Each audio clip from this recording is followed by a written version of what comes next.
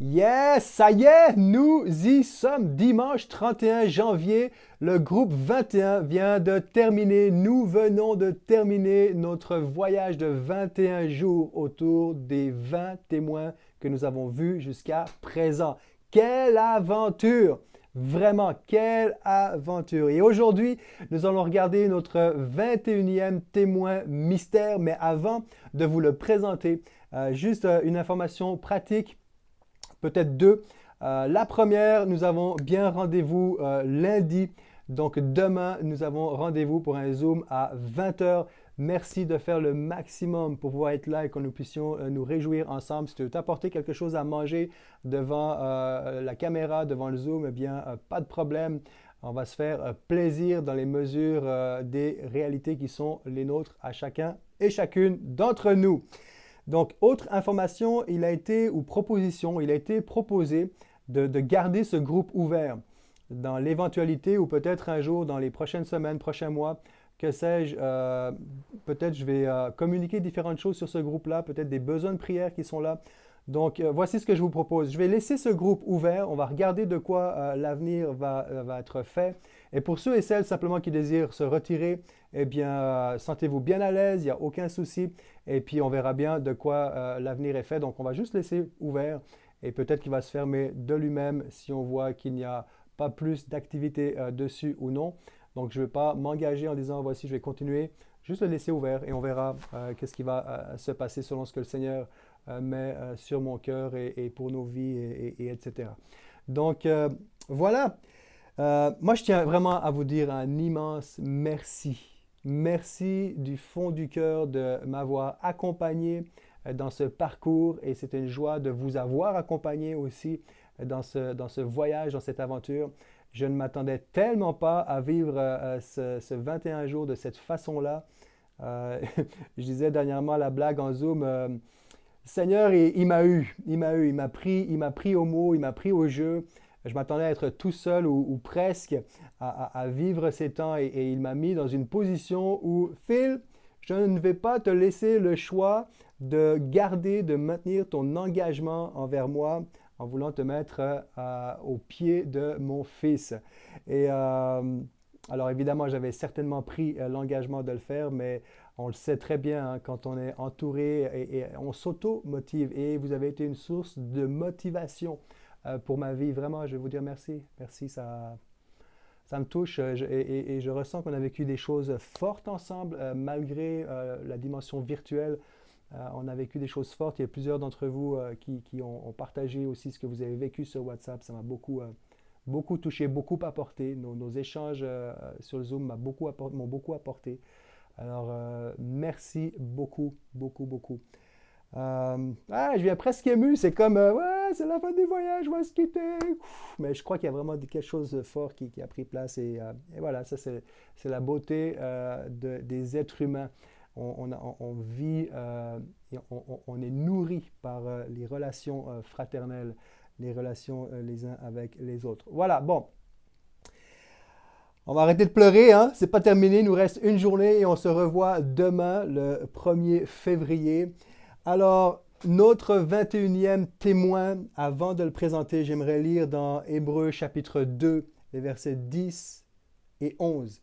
En effet, Dieu qui a créé tout ce qui existe et pour qui toutes choses voulait conduire, et pour qui sont toutes choses, pardon. Je recommence. En effet, Dieu qui a créé tout ce qui existe et pour qui sont toutes choses, voulait conduire beaucoup de fils à participer à sa gloire. Il lui convenait pour cela d'élever à la perfection par ses souffrances celui qui devait leur ouvrir le chemin du salut. Car Jésus, qui purifie les hommes de leurs péchés, et ceux qui sont ainsi purifiés, partagent la même humanité. C'est pourquoi il n'a pas honte de les appeler ses frères. Jésus est notre frère, notre grand frère, et il n'a pas honte de s'associer à nous. Il n'a pas honte lorsque nous nous identifions à lui. Il est notre frère. Alors, j'ai l'immense privilège, l'immense joie de vous présenter aujourd'hui notre 21e témoin en la personne de notre Seigneur et Sauveur Jésus-Christ. Oh yes! Jésus, c'est le martyr suprême des témoins. Témoin qui vient du mot martyros, qui veut dire martyr. Jésus, c'est le martyr suprême des témoins et c'est pour ça que je veux lui rendre cette dernière place. Nous avons ouvert ce 21 jours en lui donnant la première place. Nous avons poursuivi en suivant ses pas et nous voulons finir ce 21 jours en lui donnant la dernière place. Il est l'alpha et l'oméga. Alors que nous venons de terminer ce chapitre 11 des Hébreux, j'ai écrit ma propre définition de ce qu'est un témoin selon Hébreux 11. Évidemment, il pourrait y avoir bien d'autres définitions, mais voici ce que je retiens d'Hébreux 11. Un témoin selon Hébreux 11, c'est quelqu'un qui, malgré les temps d'épreuve et l'épreuve du temps, continue d'obéir et d'agir pour Christ, même si cela doit exiger de lui de souffrir et de mourir. Hébreux chapitre 11, les derniers versets de notre chapitre aujourd'hui, 39-40. Tout cela, bien qu'ayant reçu un bon témoignage grâce à leur foi, n'ont pas obtenu ce qui leur était promis, car Dieu avait en vue quelque chose de meilleur pour nous, pour toi et moi. Ainsi, il ne devait pas parvenir sans nous à la perfection. Car Dieu avait en vue quelque chose de meilleur pour nous. Alors c'est sûr que ce quelque chose de meilleur pour nous, c'est cette espérance de la vie éternelle. Mais je crois que dans ce quelque chose de meilleur pour nous, c'est surtout quelqu'un. Jésus est ce dont nous avions vraiment besoin et la meilleure chose dont nous pouvions espérer et avoir et recevoir. Il est notre terre promise, il est notre salut, il est notre promesse, il est notre éternité, il est notre tout. Hébreux chapitre 12, on enchaîne les 2-3 premiers versets. Nous donc aussi, puisque nous sommes entourés d'une si grande nuée de témoins, rejetons tout fardeau et le péché qui nous enveloppe si facilement. Et courons avec persévérance l'épreuve qui nous est proposée. Entourés d'une si grande nuée de témoins. Nous avons vu qu'il n'y a pas un seul témoin qui est parfait. Ils ont tous leur portion d'erreur, leurs défauts.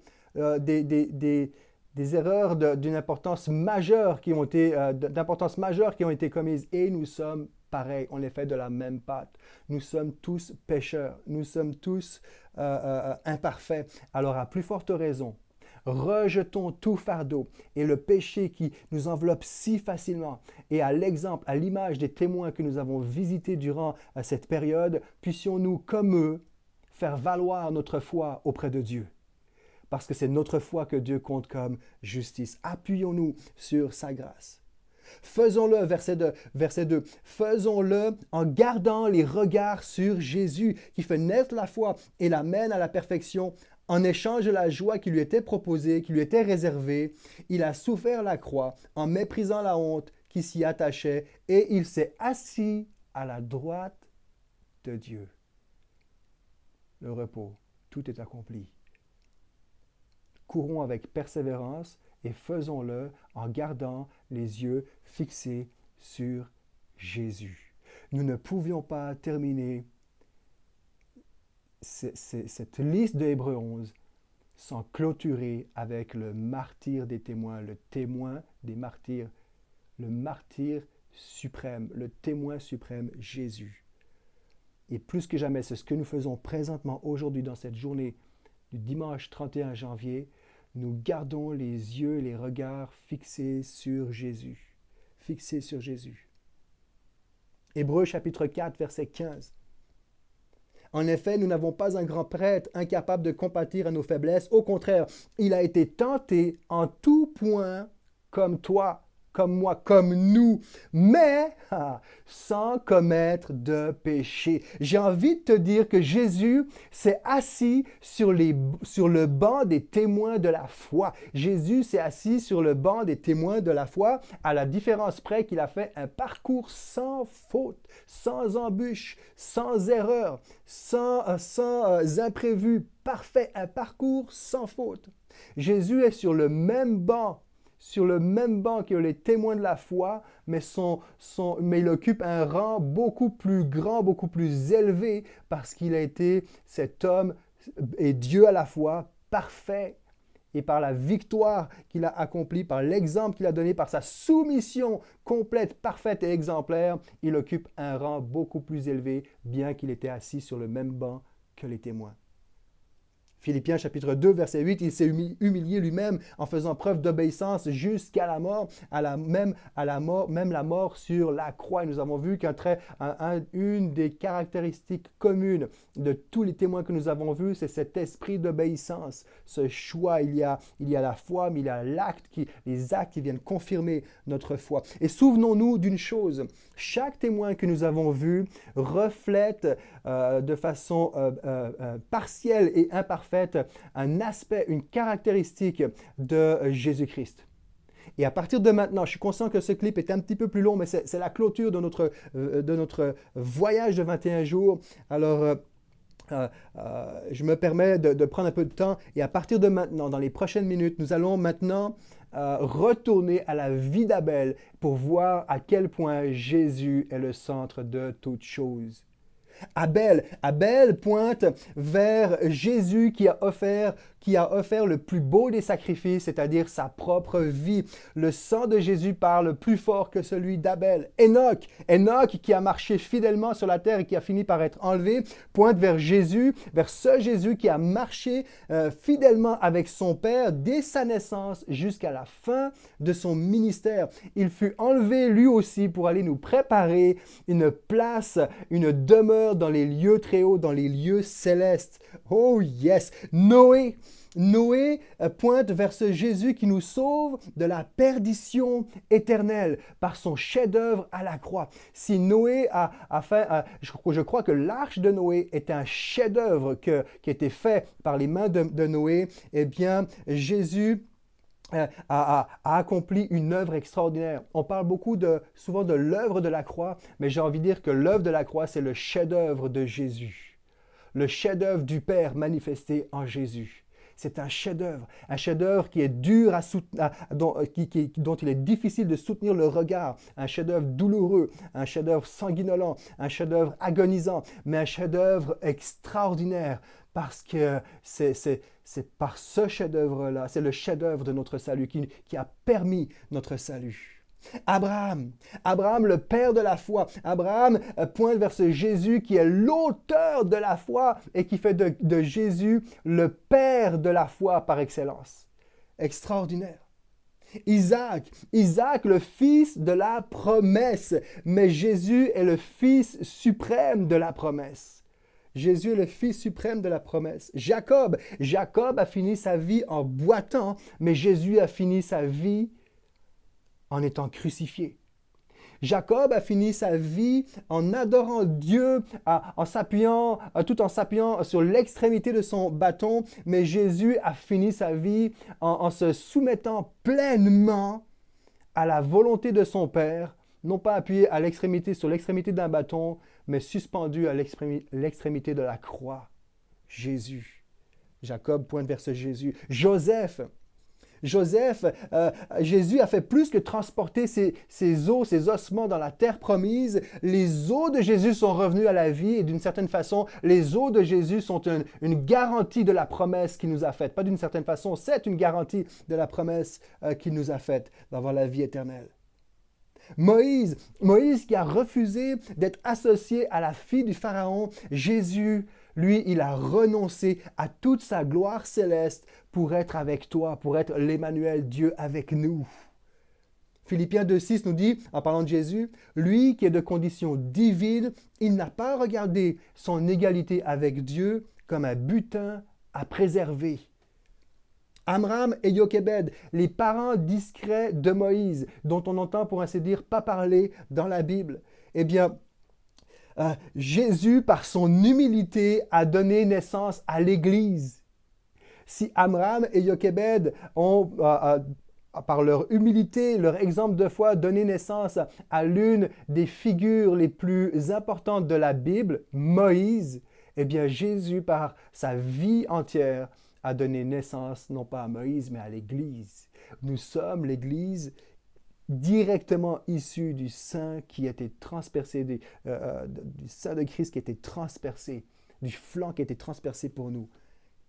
Extraordinaire. Sarah qui a donné la vie en s'associant à Abraham. Jésus est rempli de l'Esprit alors qu'il sort de ces 40 jours de désert de tentation, rempli de l'Esprit, va donner naissance à une multitude de nouvelles naissances spirituelles. Alors que Sarah, qui était stérile, a donné par son association à Abraham une nation, une multitude en guise de nation, eh bien Jésus va donner naissance à une multitude d'hommes et de femmes nés de nouveau. Wow! Josué pointe vers ce Jésus qui nous a à la fois libérés de l'emprise de l'esclavage, comme Moïse nous a fait sortir de l'esclavage à son époque. Jésus nous a à la fois libérés de l'emprise de l'esclavage du péché et il nous fait entrer dans l'héritage de la vie éternelle. Il est celui qui abat toutes les forteresses et toutes les murailles. Il est celui qui a toujours été fidèle et encore une fois avec un parcours sans faute. Rahab, Jésus qui était sans aucun péché, il fut ni pécheur, ni étranger, mais il a endossé sur nous les pires péchés. Alors qu'il y a des péchés à nos yeux qui nous horrifient, eh bien les pires péchés que l'on pourrait s'imaginer, Jésus s'en est chargé lui-même sur la croix. Et Rahab est en train de pointer vers ce Jésus pour nous dire que Jésus appelle encore aujourd'hui des pécheurs, des étrangers à sa présence. Il nous appelle à devenir, à passer de l'étranger à citoyen. Il appelle aujourd'hui l'étranger, l'étrangère, le pécheur à devenir citoyen des cieux. Waouh. Gédéon qui a remporté une victoire, on le sait, extraordinaire avec des cruches, des torches, des trompettes et 300 hommes. Jésus a vaincu Satan sans aucune arme, tout seul, avec 3 clous, 2 poutres et sa libre volonté. Gédéon pointe vers ce Jésus-là. Barak, qui a bénéficié du soutien de Déborah, pointe vers ce Jésus qui n'a jamais rien entrepris sans l'aide et l'assistance de son Père. Barak, le grand général qui a fait appel à l'assistance spirituelle de la prophétesse Déborah. Jésus, le prince de la paix, le grand fils de Dieu, n'a jamais rien fait sans demander et s'appuyer sur l'assistance de son Père céleste. Samson, qui a tué plus d'hommes lors de sa mort que de son vivant, eh bien Jésus fut un homme d'onction et de caractère, un homme parfait, combinaison parfaite. On l'a vu avec Samson. Jésus, c'est cet homme qui était un homme d'onction et de caractère et d'onction, dont la mort et la résurrection a eu plus d'impact et continue encore à avoir de l'impact aujourd'hui que toutes ces 30 et quelques années réunies ensemble. Jephthé, le frère rejeté, qui vient sauver son peuple. Eh bien, Jésus est le frère rejeté de tous les hommes, qui est venu nous racheter de l'emprise du mal. David, David, regardez la fiche 17 des notes que vous avez reçues. Eh bien, mettez le nom de Jésus à la place et enlevez les défauts de David et vous avez Jésus. Jésus, cet homme qui avait un cœur de berger dans lequel il y avait un roi qui s'est tenu à genoux devant son Père et dans lequel il y avait un cœur de roi. Et dans ce cœur de roi, il y avait ce cœur de berger attentionné pour ses enfants, pour les siens, pour l'humanité. Psaume 23, l'Éternel est mon berger, je ne manquerai de rien. David pointe vers ce Jésus-là. Samuel, à l'écoute de Dieu, parle, ton serviteur écoute. Et Jésus va dire lui-même dans Jean chapitre 5, verset 19, « Le Fils ne peut rien faire de sa propre initiative, il agit seulement d'après ce qu'il voit faire son Père. » Tout ce que fait le Père, le Fils le fait également. Si Samuel était un homme à l'écoute, un homme de méditation, un homme de prière, eh bien Jésus l'a été d'autant plus. Les prophètes, nous avons vu à travers ce passage-là, les prophètes, ces quelques versets que Hébreux 11 souligne, à quel point la foi nous aide. Elle nous aide par rapport aux promesses futures, aux réalités actuelles et à nos oppositions propres intérieures. Et Jésus a manifesté cette foi dans ces trois domaines de la vie. Il a renversé l'adversité spirituelle. Il a été renouvelé. Il a retrouvé ses forces. Il était renouvelé par sa relation avec Dieu alors qu'il était physiquement vivant sur terre. Et il est rentré dans l'éternité par le fait même nous faire rentrer à notre tour dans l'éternité. Je termine avec les femmes.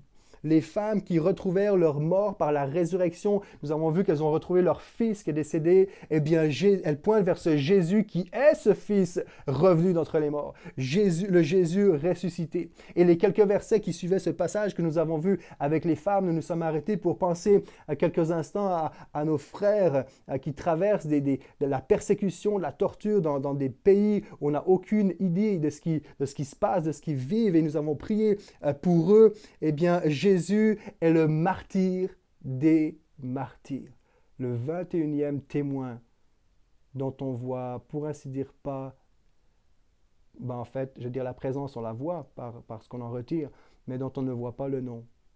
Mais il était là. Il a ouvert la marche. Il a marché avec eux et il ferme la marche, comme il va la fermer avec nous. Jésus, le martyr des martyrs. Lorsque nous avons lu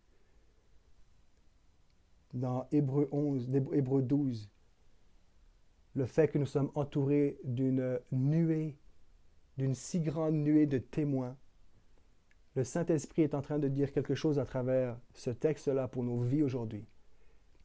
Il est en train de dire, comme il s'est clairement écrit, courez en gardant les yeux fixés sur Jésus. Mais à travers cette nuée de témoins, il est en train de nous dire « Et soyez conscients qu'il y en a eu d'autres avant vous qui ont fait ce chemin et c'est possible. » Gardez les yeux fixés sur Jésus, sachant que nous sommes environnés d'une si grande nuée de témoins qui nous montrent l'exemple, c'est possible de courir en gardant les yeux fixés de Jésus. Et je crois que le Seigneur nous appelle à être cette nouvelle nuée de témoins pour notre génération. Pour notre génération. J'aimerais terminer par un mot de prière et Seigneur, je te prie et je te dis merci pour ce temps que nous avons vécu. Et je veux déclarer que ce n'est pas parce que cette capsule, cet écran va s'éteindre dans quelques secondes et que cette journée va se terminer et que demain, ce n'est pas parce que demain c'est le 1er février que nous avons terminé notre marche et notre désir de te rechercher, notre désir de faire ta volonté, notre désir de nous laisser transformer par ta grâce, par ton esprit, par ta parole et par nos frères et sœurs aussi. Seigneur, je veux déclarer que ce n'est pas la fin d'un voyage, ce n'est pas la fin d'une mise à part, mais c'est le début de choses nouvelles. Je crois que tu nous appelles à rentrer dans de nouvelles dimensions, à rentrer dans de nouveaux projets, dans de nouvelles réalités. Et Seigneur, nous avons besoin de toi. Alors fortifie-nous jour après jour. Je te prie pour mes frères, pour mes sœurs, pour tout ce qui vivent les uns et les autres. Et Seigneur, on s'en remet à ta grâce, on se remet entre tes bonnes mains. Seigneur Jésus, je te dis merci pour cette belle expérience vécue ensemble et merci pour la suite. Merci pour ce que tu as en réserve pour nos vies, Seigneur Jésus. Nous entrons dans cette année 2021, Seigneur Jésus, avec l'assurance que tu es à nos côtés, en nous appuyant sur ta grâce et en t'adorant en esprit et en vérité. Amen. Que le Seigneur vous bénisse, vous fortifie. Si vous le pouvez, rendez-vous demain. Libre à vous de quitter ce groupe lorsque bon vous semble. Avançons et impactons notre génération. Allez, ciao, ciao tout le monde. Est-ce que je ferme, je ferme pas? Ah, c'est fini, j'hésite, là c'est comme, ah, c'est fini. Allez, je vous aime, ciao, ciao, salut.